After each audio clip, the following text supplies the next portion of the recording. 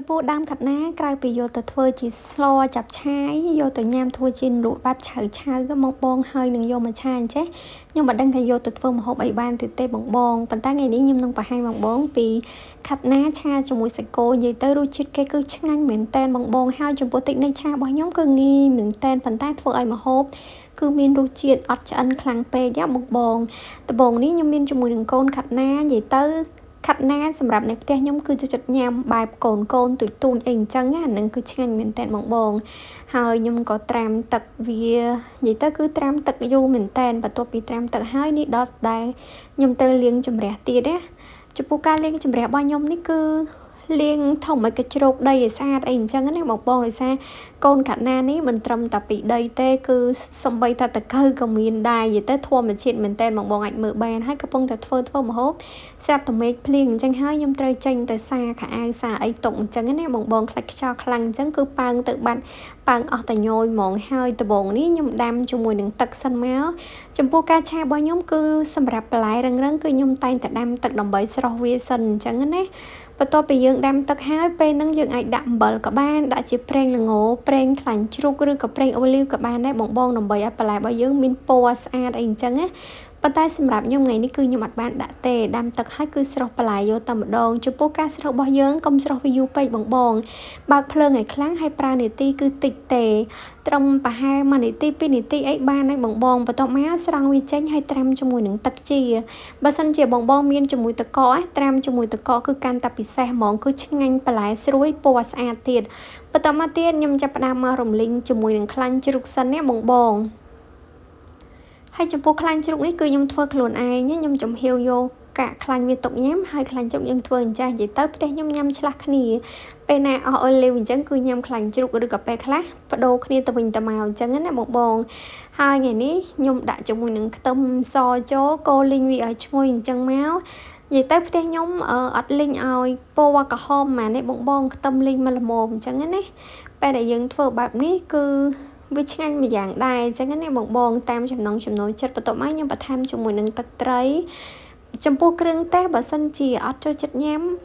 អីមួយយ៉ាងបងអាចដកតាមតម្រូវការបានអញ្ចឹងណាប៉ុន្តែខ្ញុំក៏ធ្វើតែបែបនឹងអញ្ចឹងទៅណាបងពេលខ្លះគឺខ្ញុំអត់ដាក់គ្រឿងច្រើនពេកទេដោយសារយើងញ៉ាំគ្រឿងច្រើនក៏អត់ល្អអញ្ចឹងណាបងអញ្ចឹងខ្ញុំញ៉ាំគ្រឿងមកល្មមដែរបន្ទាប់មកខ្ញុំក៏ចាក់ជាមួយនឹងសាច់គោដែលហាន់ជាចំណិតតូចចូលហើយកូរលីងវាឲ្យឈ្ងុយអញ្ចឹងមកសម្រាប់សាច់គោនេះខ្ញុំអត់យកឆ្អិនពេកទេបងកូរតែប៉ុណ្្នឹងតិចល្មមហ្នឹងគឺខ្ញុំចាក់បន្លែចូលហើយដោយសារតែយើងត្រូវចម្អិនបន្លែមកតង់ទៀតអញ្ចឹងហើយបើកាលណាលីងសាច់គោឲ្យឆ្អិនតែម្ដងហើយចាំចាក់បន្លែអាហ្នឹងវាខ្សោះជាតិអត់សូវឆ្ងាញ់ទេសាច់គោគឺនៅមកល្មមបងសម្រាប់ខ្ញុំគឺខ្ញុំអត់ញ៉ាំឆៅពេកទេហើយក៏អត់យកឆ្អិនពេកដែរសាច់គោខ្លះពេលដែលយើងទុកឲ្យវាឆ្អិនពេកគឺស្វិតវិញឯងបងហើយចំពោះការហាន់សាច់ក៏ដូចគ្នាយើងត្រូវហាន់តែតឹងសាច់ណាបើសិនជាយើងហាន់បដ ாய் ទោះបីជាសាច់នឹងវាផុយឆ្ងាញ់ប៉ុណ្ណាក៏ញ៉ាំទៅស្វិតជាប់ថ្មិញដែរបងបន្ទាប់មកខ្ញុំចាក់ជាមួយនឹងដើមខាត់ណាចូលហើយបន្ថែមជាមួយនឹងប្រេងខ្យងណាពេលហ្នឹងគឺខ្ញុំបើកភ្លើងឲ្យខ្លាំងបងនិយាយទៅគឺប្រើភ្លើងខ្លាំងមែនតែនហ្មងហើយបន្ថែមជាមួយនឹងម្រេចចូលហើយកូរច្បល់វាឲ្យសព្វចឹងមកហើយបងកុំភ្លេចជួយ Subscribe Channel របស់ខ្ញុំម្នាក់មួយផងណាដើម្បីបានវីដេអូទុកមើលលើក្រោយទៀតបងបន្ទាប់មកខ្ញុំក៏កូរវាឲ្យសព្វចឹងមកចំពោះការឆារបស់ខ្ញុំគឺងាយមែនតើបងអត់ប្រវែកទេ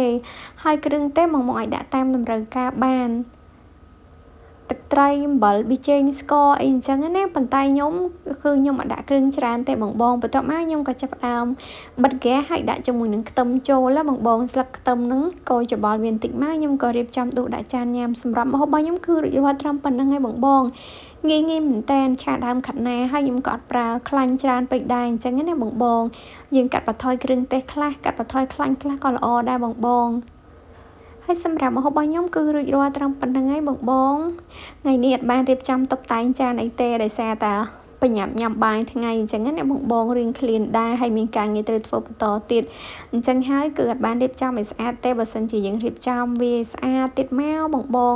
រើសដើមខាត់ណារៀបម្ដងមួយហើយដាក់សាច់ចំកដាលអីចឹងមកឬក៏ដាក់ទៅមួយខាងគឺថាល្អមើលមែនតើបងហើយទៅម្ដងញ៉ាំទៀតតែ តែរបស់ខ្លះអត់ល្អមើលប៉ុន្តែឆ្ងាញ់អរគុណជំរាបលាសុខសប្បាយទាំងអស់គ្នាណា